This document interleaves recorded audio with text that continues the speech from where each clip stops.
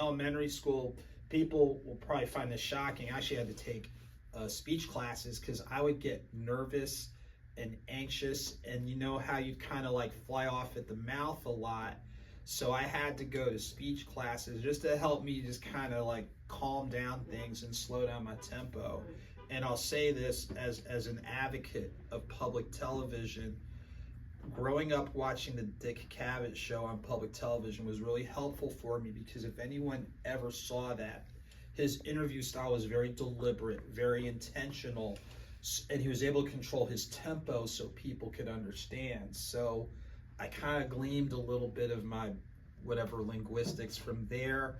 And last but not least, if you remember Ed Bradley from 60 Minutes, and Ed Bradley actually visited our elementary school when I was in 6th grade, but his interview style was very similar. So I kind of borrowed a little bit from those two, and that helped me with my public speaking. And then you know how speaking helps with your reading and all those types of things. That's really how it happened. I thank you for saying prolific. I look at it like this: I'm good at what I do, and each day what is one thing I can do to get a little bit better. So if I get a little bit better, I can be more proficient. And kind of how we were talking a little bit earlier offline, it's the whole fish cast, you know, having a bigger net so you can catch more fish. Absolutely. And like I said, I like my salmon and trout and crappie and some of those other types of fish. So that's really where it all stems from home, the commitment to education, and just committing to doing what I can to get a little bit better.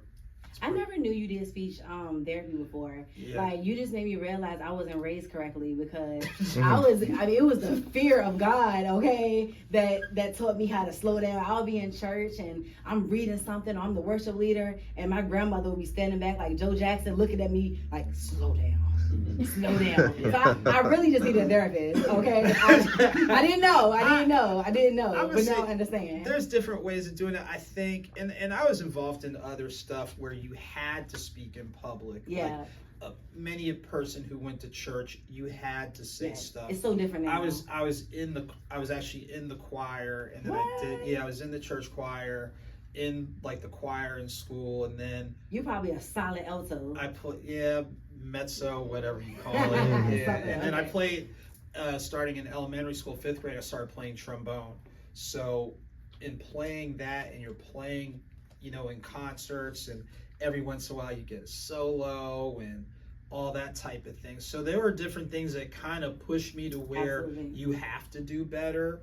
But I'll tell anybody, if you have access to resources, whether they're formal or informal, that are going to help you, then try to utilize them. I'll just take them a step further. To deny access to resources means you're denying access to opportunities, and I that can be a whole nother topic for a whole nother day. No, absolutely. So I'm just going to leave it there. Don't deny access to resources, because in doing that, you're denying access to growth opportunities, whether it's speaking or creative thinking, or someone who wants to open a business or open up a bookstore or whatever. Don't deny access. No, we love that. We definitely appreciate that jump.